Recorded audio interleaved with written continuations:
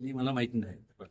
माझं तर म्हणणं आहे ना, जे काय तुमचा प्रश्न काय? औरंगजेबाची जी कबर आहे ती काढली जावी असं अनेकांचं म्हणणं आहे. तुमचं काय म्हणणं आहे त्याच्यावरचं? ठेवून काय उपयोग आहे? म्हणजे काय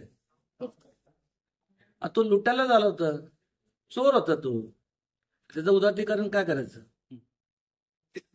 ते कशा करतात ते काय?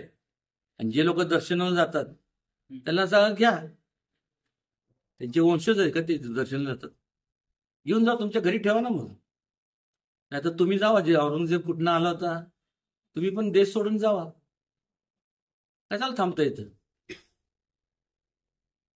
परत कोणतरी म्हणणार हिंदू मुस्लिमचा विषयच नाही या इथले.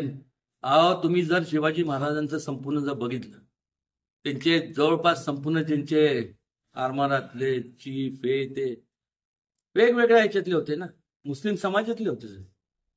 भेदभाव कधी केला नाही. असं आहे का? त्यांचे संपूर्ण जवळचे अंगरक्षक सुद्धा संपूर्ण होते.